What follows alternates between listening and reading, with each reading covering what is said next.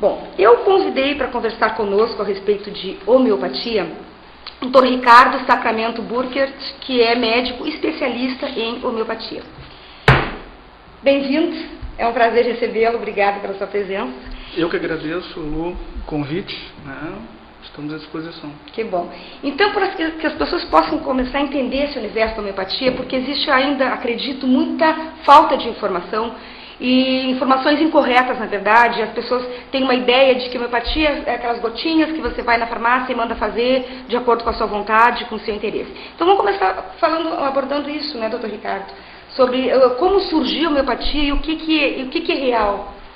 A homeopatia, na realidade, é uma especialidade médica, né? Somente pode ser exercida por médicos, né? Dentistas, médicos veterinários, que são pessoas ligadas à área da medicina. É uma especialidade das mais antigas, mas na realidade uma das mais novas, porque somente a partir de 1990 é que realmente a homeopatia foi reconhecida como especialidade médica no Brasil. Até então ficava mais ou menos dessa maneira como tu falaste, né? Nossos avós, aquelas famosas gotinhas, né, preparavam e davam ali o que é bom para dor de garganta, o que é bom para isso.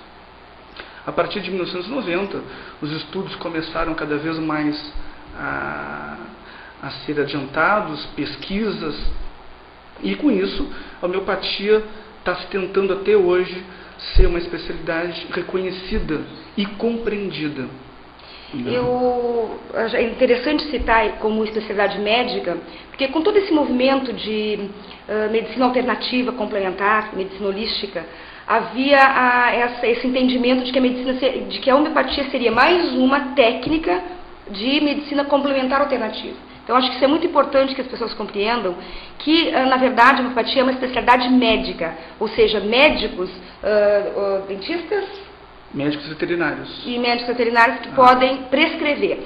Meu primeiro emprego foi em farmácia. E eu lembro que nós atendíamos no balcão e nós aceitávamos. As pessoas chegavam, as famosas pílulas do Dr. Klein, as gotinhas que ajudam para quem tem um intestino preguiçoso, enfim, e a gente orientava dessa maneira. E hoje em dia isso já é visto de uma forma bem mais ampla, né? No sentido assim de que a homeopatia ela olha não a doença em si, ou não o órgão doente, mas o ser como um todo. Com toda certeza. A homeopatia, ela, na realidade, ela poderia ser dividida em duas, assim para ficar mais claro. Organicista e unicista. O que queria dizer organicista? Organicista trataria mais o órgão, né? E unicista, a visão do todo, a visão holística, né? Como se apregou muito, compreender o paciente do ponto de vista físico, mental, comportamental. Ou seja, antigamente se dizia assim, o que é bom para dor de garganta? E se prescrevia determinada gotinha, beladona, é bom para dor de garganta. Na realidade, o que se viu é que beladona não é bom somente para dor de garganta, é bom para várias coisas e para determinados tipos de dores de garganta. Então o que acontece? Alguém chega para dizer assim, não, beladona é bom para dor de garganta, tomas beladona, não melhoras. Poxa, homeopatia não faz efeito. Por quê? Aquela dor de garganta não é não é de acordo com o medicamento beladona. Poderia ser barita carbônica, mercúrios corrosivos ou qualquer outro medicamento homeopático. Por que então que é interessante, né, essa colocação? Porque isso deixa claro que só um médico pode avaliar o tipo dessa dor de garganta. Né? Ele vai examinar a tua orofaringe, ele vai verificar se tem pus, se está só vermelha a tua garganta, se está inchada a tua garganta. E a partir daí, nós médicos homeopatas fazemos uma técnica chamada repertorização, que seria o cruzamento dos sintomas, a soma desses sintomas, para chegar à conclusão um medicamento mais adequado para isso. Então, homeopatia, na realidade, não existe remédio homeopático bom para aquilo.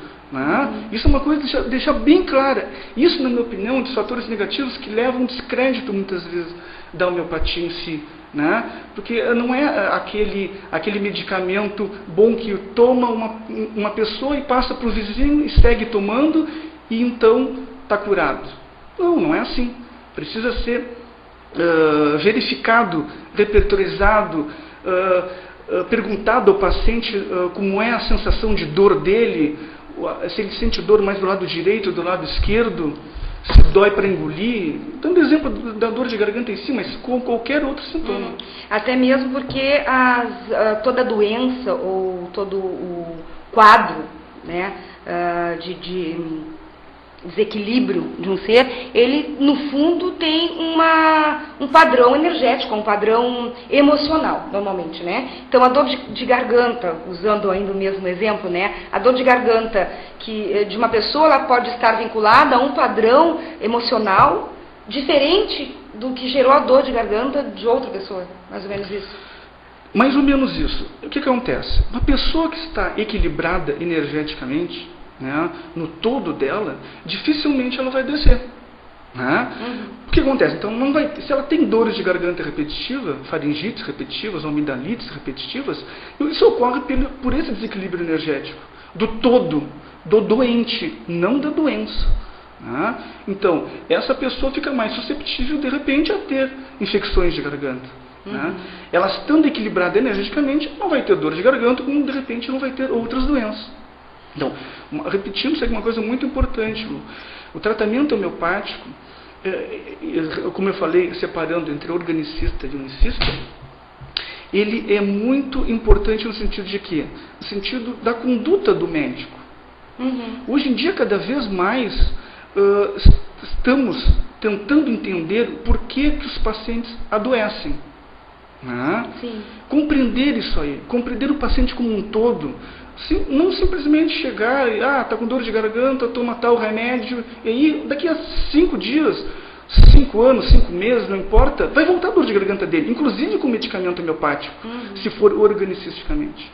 Então, o que se procura fazer, o que eu acredito na homeopatia, na realidade que eu chamo de verdadeira homeopatia, é tratar, que realmente trata o agudo e previne, né, as doenças futuras, e muitas vezes também não deixa essas doenças agudas se tornarem crônicas, seria terapêutico unicista.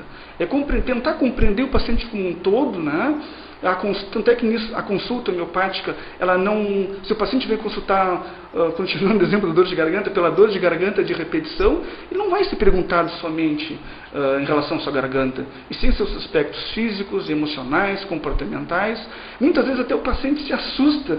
Poxa, vem consultar porque eu já amidalite de repetição, o paciente pergunta se são ciumentos.